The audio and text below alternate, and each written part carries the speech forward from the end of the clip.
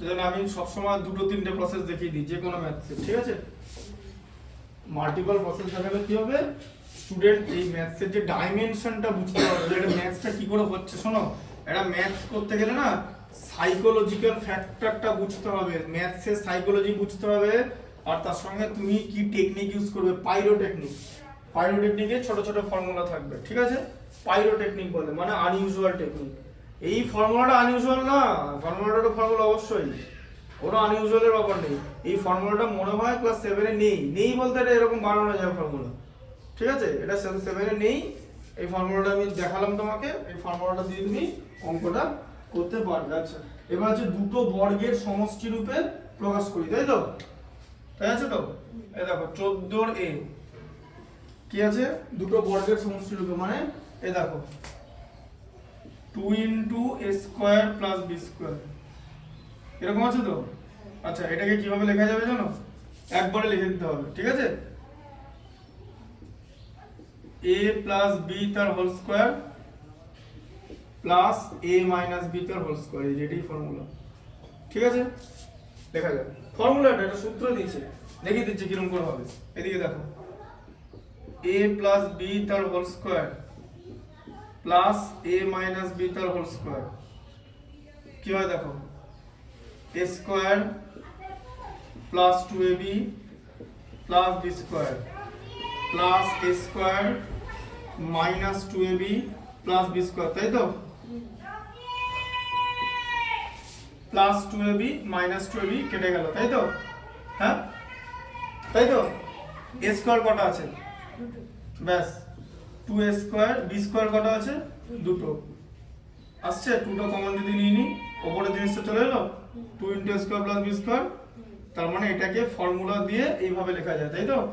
এই যে এটা দেখো দুটো বর্গের সমষ্টি, বর্গের সমষ্টি, আর ab ছিল বর্গের অন্তররূপ। এদিকে দেখো ab মানে হচ্ছে বর্গের অন্তররূপ, a + b/2 তার whole square minus a - b/2 তার হোল স্কয়ার, দেখো যে বর্গের অন্তররূপ, ঠিক আছে? মাইনাস, বোঝা গেল? এই জায়গাটা এইরকম ভাবে মনে রাখবে, ঠিক আছে? বর্গের অন্তররূপ, বোঝা গেল? আচ্ছা, এটা ঠিক আছে, বুঝতে পারলে তো? ওটাকে বর্গের, এটাকে হচ্ছে বর্গের সমষ্টি বলে, ওটাকে বলা হচ্ছে বর্গের অন্তররূপ। এইভাবে মনে রাখলে আশা করি ভুল হওয়ার চান্স কম থাকবে। আচ্ছা, বি এরটা কি আছে? বি এরটা তোমার আছে হচ্ছে 50x² + 18y², তাই তো? 50x² + 18y², তাই তো? আচ্ছা, সবার আগে কি করবে, 2 কমন নাও, ঠিক আছে?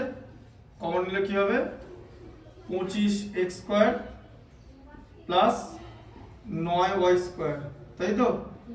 আচ্ছা, আবার 2 কমন নিয়ে ভেতরে ভাঙো, 5x তার হোল স্কয়ার প্লাস 3y তার হোল স্কয়ার, তাই তো?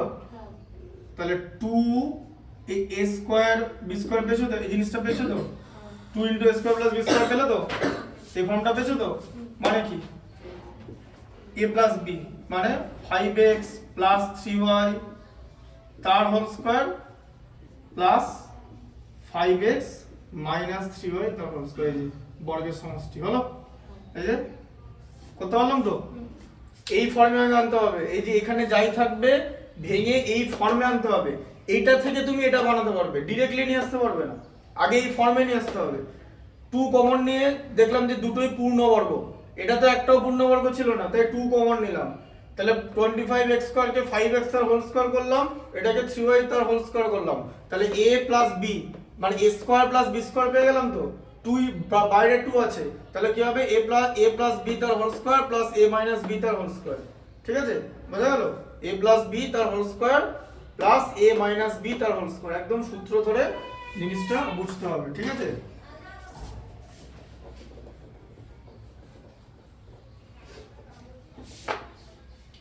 আচ্ছা, এবার হচ্ছে নাম্বার সি দেওয়া আছে, বলো নাম্বার সি তে কি আছে, a² + b c², হ্যাঁ ঠিক আছে, বলো কি আছে, a² + b² + c², তাই তো? Plus d² plus 2ac - 2bd হ্যাঁ 2 বলো 2 into ac minus bd, ac আর এসি থেকে বিডি হবে, ঠিক আছে। দেখো পরে দিকে কি হলো। আচ্ছা, a square plus b square plus c square plus d square যেরকম ছিল সেরকম করে নাও, ব্র্যাকেট ভাঙো, 2ac মাইনাস 2bd তো, হ্যাঁ এসিটাকে এদের সঙ্গে নিয়ে নাও। এবার এ স্কোয়ার আর সি স্কোয়ারকে একসঙ্গে নিয়ে নাও, এ স্কোয়ার প্লাস সি স্কোয়ার করে নিলে। আর বলছে কেন করে নিলাম, আপনি কি আগে থেকে জানতেন অঙ্কটা কিরকম করে হবে? এসি আছে তো, এসি মানে এ আর সি একসঙ্গে তো, তাই এ আর সি দুটো স্কোয়ার একসঙ্গে নিয়ে নাও, ঠিক আছে। কারণ এই যে এরকম হলো, তাই তো। আর তার সঙ্গে বাকিটা ওদিকে নিয়ে ওদিকে পাঠিয়ে দাও, b square plus d square minus 2bd, তাই তো হলো তো। আচ্ছা, এটা কিসের ফর্মুলা? a প্লাস সি তার হোল স্কোয়ারের ফর্মুলা, আর এটা বি মাইনাস ডি তার হোল স্কোয়ারের ফর্মুলা। মিললো, দুটো বর্গের সমষ্টি হলো তো।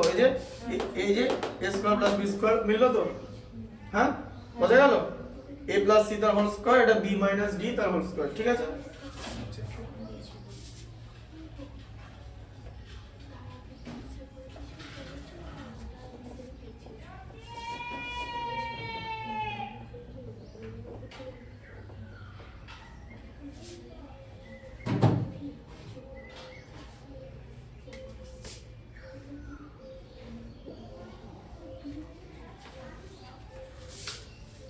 দেখো কি আছে, টি এর কোণ, এবার দেখো টি এর কোণ মানগুলির জন্য, দেখো 15 একটা কি আছে, টি এর কোণ মানের জন্য টি বলেছে টি x স্কয়ার মাইনাস tx, দেখো x square minus tx plus 1/4 বলছে এটা একটা পূর্ণবর্গ রাশিমালা হবে, ঠিক আছে।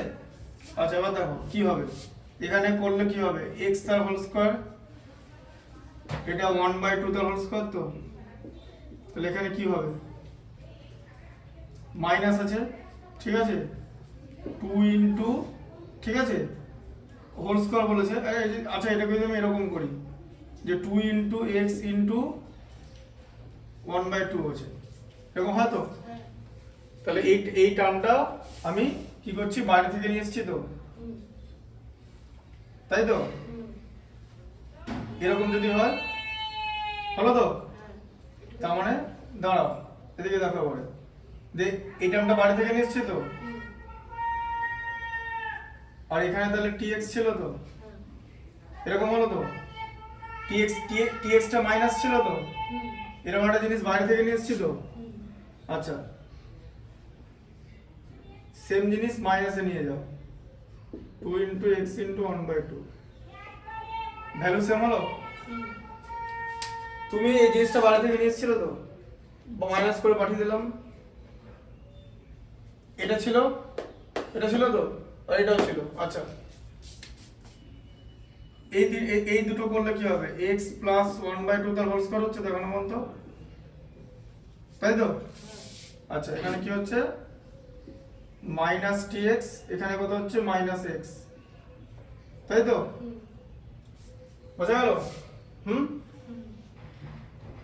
তাই তো, তাই হচ্ছে তো, বুঝলে। আচ্ছা, এই যে টার্মটা, এটা তো পূর্ণবর্গ সংখ্যা বলা হয়ে গেল তো, এই যে x প্লাস 1/2 তার হোল স্কয়ার হয়ে গেল তো। এবার এই জিনিসটার ভ্যালু হচ্ছে 0, এটা তো কিছু থাকছে না, ঠিক আছে। তাহলে দেখো, তাহলে minus tx minus x equal to 0, ঠিক আছে। বুঝতে পারলে, মাইনাস কমন নিয়ে এবার তুমি এখানে করো minus tx equal to x করে দাও, ঠিক আছে। এবারে x আর x কেটে যাচ্ছে তো, তাহলে মাইনাস t ইকুয়াল টু কত পড়ে থাকছে, 1 পড়ে থাকছে, t ইকুয়াল টু কত হচ্ছে, মাইনাস 1, ঠিক আছে। এখানে মাইনাস 1 আর তার সঙ্গে সবসময় প্লাস 1 হয়ে যাবে, দুটো ভ্যালু t এর কোন মান, একটা হচ্ছে প্লাস 1 আর একটা হচ্ছে মাইনাস 1, দুটো ভ্যালুর জন্য এটা হয়, ঠিক আছে। আচ্ছা, এখন বলবো যে দুটো ভ্যালু কি করে, কারণ একটা তো মাইনাসও নিতে পারবো, আমি এখানে মাইনাসও নিতে পারি, এই যে এরকম তো বানাতে পারি, x তার whole square minus 2 into x into 1/2 plus 1/2 তার হোল স্কয়ার, তাই তো, হ্যাঁ। দিয়ে x মাইনাস 1/2 তার হোল স্কয়ার হয় তো। আর এই জিনিসটা বাইরে থেকে নেওয়া হয়েছে তো এই মানটা, এটাতে একটি x টা এখানে ছিল তো, মাইনাস x ছিল তো, তাহলে এখানে মাইনাস tx, এবারে মাইনাস, এটা মাইনাস নিয়েছে তো, মাইনাস সমান করতে গেলে তো প্লাস করতে হবে, এই যে এরকম করতে হবে না, তাহলে তোমার এখানটা কি হয়ে গেল, মাইনাস tx প্লাস x হয়ে গেল তো, তাই তো, দেখবে পরে এই দেখো মাইনাস tx প্লাস x, এটা এক্সট্রা পড়ে থাকছে তো, এটা ভ্যালু কত 0 তো, minus tx equal to minus x তো, মাইনাস মাইনাস কেটে দাও, tx ইকুয়াল টু x তো, x x কেটে দাও, t ইকুয়াল টু 1, তাই তো, মিললো? দুটো হবে, বোঝা গেল? এই জিনিসটা বুঝতে পারলে তো? এটা মাইনাস বাদ দিয়ে দিয়েছিলাম, তাই আবার যোগ করলাম, তাই তো, এই যে জিনিসটা বাদ দিয়েছিলাম তো, এই যে, তাই এটা তোমাকে এখানে যোগ করতে হবে 2 ইনটু x ইনটু 1/2, এটা মাইনাস করেছিলাম বলে যোগ করলাম, আর এটা যোগ করেছিলাম বলে মাইনাস করলাম, ঠিক আছে? ভ্যালু সেম রাখতে হবে কিন্তু, কারণ আমি সমান চিহ্ন ব্যবহার করছি, ভালো করে কিন্তু জিনিসটা বোঝো, এটা ভিডিওটা ভালো করে দেখবে, ঠিক আছে? এরকম আরো আছে, ঠিক আছে, বোঝা গেল? এরকম আরো আছে, ওটা দেখিয়ে দিচ্ছি।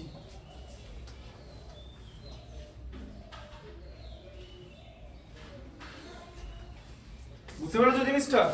হ্যাঁ, ভ্যালু কিন্তু আলাদা রাখা যাবে না, এইগুলো কিন্তু দেখবে কিন্তু বাড়িতে, ম্যাথসটা পরীক্ষার সময় কিন্তু ভুল হয়, এই তুমি এটাকে প্লাস দিয়ে দিলে এখান থেকে মাইনাস করলে না, টিচার ওটা করতে গেল জিজ্ঞেস করবে, আকাশ থেকে বললো জিজ্ঞেস করবে কিন্তু, ঠিক আছে?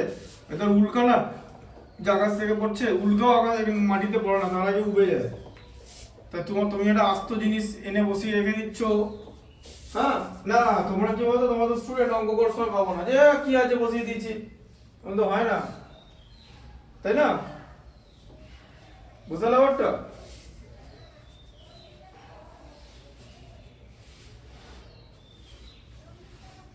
বসিয়ে দিলে কেমন হবে, বলো যে তোমার মা তোমার একটা জ্যামিতি বক্স কিনে দিল, দিয়ে পরের দিন বললো তো আরো তোমার বাড়িতে 3টে ছেলে চললো, তোমার মা বললো এই জ্যামিতি বক্সে 4জন করবে, ভালো লাগবে? তাহলে এক্সট্রা প্লাস 3 বসালে কি হয়ে গেছে তো, তাই কোনো মান এক্সট্রা বসানো যাবে না, বুঝতে পেরেছো? তাই না?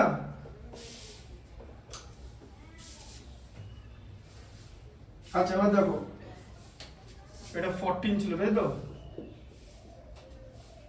14 এর 2, 14, আচ্ছা 15 ছিল, 15 এর 2, না নাম্বার না দিলে আবার নাম্বারিং ভুল হলেই হয়ে যাবে। দেখো কি ছিল লেখা আছে, a স্কয়ার প্লাস 4, বলছে এটার সঙ্গে কি যোগ করলে পূর্ণবর্গ সংখ্যা হবে, খুব ইজি বানানো, এই যে a তার হোল স্কয়ার যোগ করলে বলেছে, ঠিক আছে, প্লাস এদিকে হচ্ছে 2 তার হোল স্কয়ার, এটা হলো তো, দেখি হচ্ছে 2 ইনটু a ইনটু 2, এটা এরকম আছে তো, বাইরে এনেছে 4, এটা মাইনাস করতে হবে তো, ব্যাস, এখন কত হবে, a প্লাস 2 তার হোল স্কয়ার হয়ে গেল তো, হ্যাঁ, বোঝা গেল? মাইনাস 4 এ থাকলো তো, ব্যাস 4a যোগ করলে, ঠিক আছে, কারণ তুমি এটাতে যোগ করলে, এটা যোগ করলাম, আর এটা বিয়োগ করে দিলাম তো, বোঝা গেল ওটা, 4a যোগ করলে, ঠিক আছে, অ্যান্সার হবে, হ্যাঁ, 4a যোগ করতে হবে, 4a যোগ করতে হবে,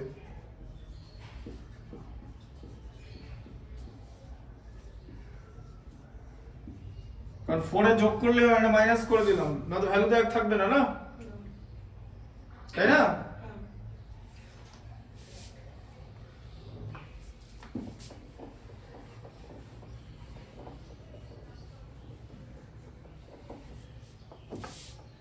আচ্ছা তারপরে দেখো বলেছে নাম্বার 3টা, ঠিক আছে, নাম্বার 3 বলেছে a ও b ধনাত্মক পূর্ণ সংখ্যা, ঠিক আছে, তার মানে লিখে নিতে হবে যে a গ্রেটার দেন 0 আবার b গ্রেটার দেন 0, ঠিক আছে, ধনাত্মক পূর্ণ সংখ্যা a square minus b square, বলছে a square minus b square equal two 9 into 11, ঠিক আছে, হলে a ও b এর একটি করে মান লিখি, ঠিক আছে, 9 ইনটু 11 এরকম আছে, তাহলে কিরকম মান এটা হবে,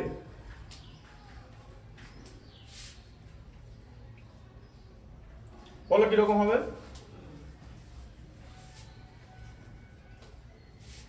যে স্কয়ার মাইনাস হবে না না এরকম করে হবে না, এবার কিরকম করে 9 ইন্টু 11 আছে, এবার তাহলে 9 ইন্টু 11 দিয়েছে তো, হ্যাঁ এ এবং বি একটি করে মান লিখতে বলেছে। দেখো তাহলে a গ্রেটার দ্যান 0 আর b গ্রেটার দ্যান 0 আছে, ঠিক আছে, তার কারণ হচ্ছে ধনাত্মক পূর্ণ সংখ্যা বলেছে, ঠিক আছে, ধনাত্মক পূর্ণ সংখ্যা। তুমি তাহলে এখানে 9 ইন্টু 11 কত হচ্ছে, 99 হচ্ছে, তাই তো। এবার মানে a স্কয়ার থেকে b স্কয়ার বাদ দিলে 99 হবে, বোঝা গেল, এরকম একটা জিনিস, ঠিক আছে। তার মানে a আর b কাছাকাছি তোমার থাকবে, ঠিক আছে, বুঝতে পারছো তো জিনিসটা। তাহলে তুমি কিরকম করে জিনিসটা করবে, এটা তোমাকে ট্রায়াল মেথডে যেতে হবে, ঠিক আছে, বুঝতে পারলে, ট্রায়াল মেথড, ঠিক আছে। এটা জিনিসটা হচ্ছে এরকম হবে যে a square minus b square থেকে তুমি পাবে হচ্ছে a plus b into a minus b equal to 9 into 11 এরকম পাবে, ঠিক আছে। কেন বললাম, কারণ এখানে তো মাঝে মাইনাস ছিল, এখানে এদিকে আবার গুণ আছে, তাই না, দুটো লাইন দেখতে আলাদা লাগছে, এখন এখানেও মাঝেও গুণ এখানেও গুণ, ঠিক আছে, বুঝলে তো।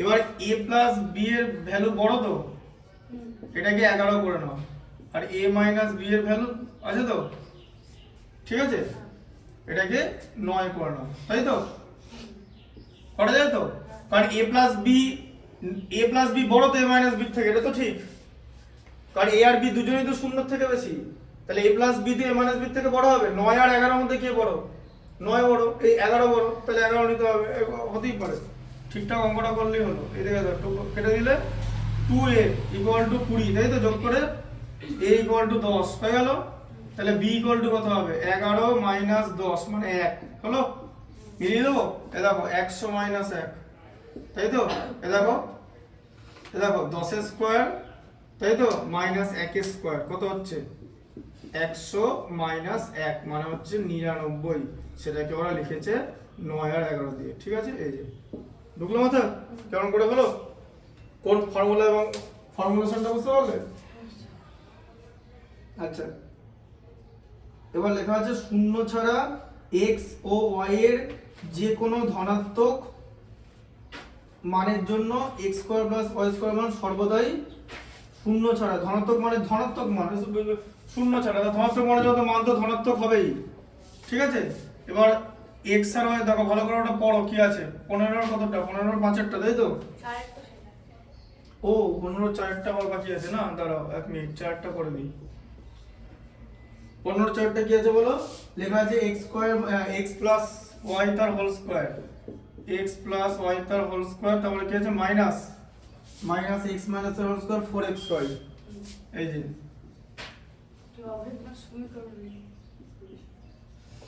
বলছে এটা অভেদ না সমীকরণ, যুক্তি দিয়ে লেখো, তাই তো।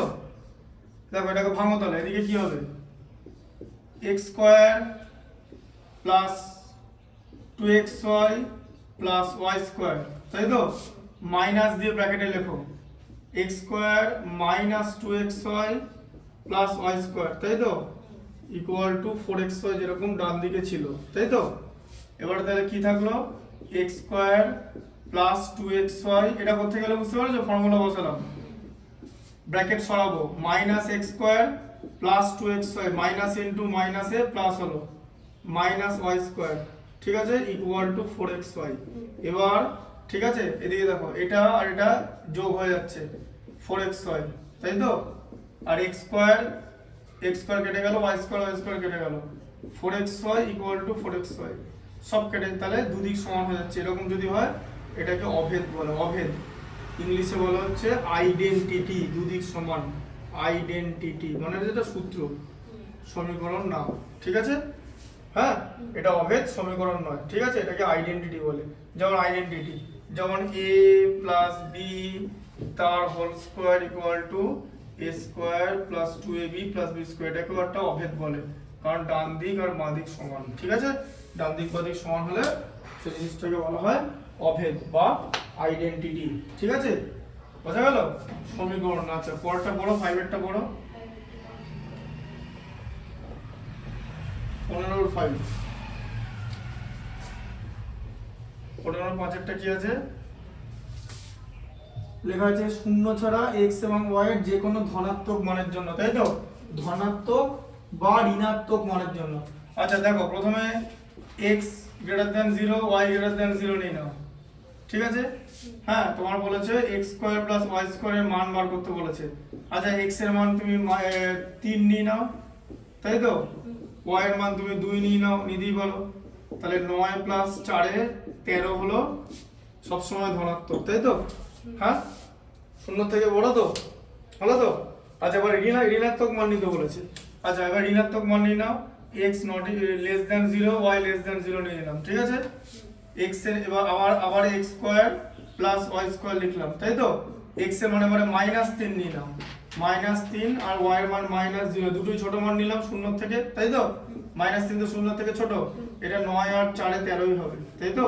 কারণ -3 এর বর্গ 9, -2 এর বর্গ 4, আবার গ্রেটার দ্যান 0 হচ্ছে। তাহলে এই x আর y এর মান আমি ঋণাত্মক নিই বা ধনাত্মক নিই, what ever x square plus y square মান অলওয়েজ হবে, ঠিক আছে? ধনাত্মক হয়, বোঝা গেল?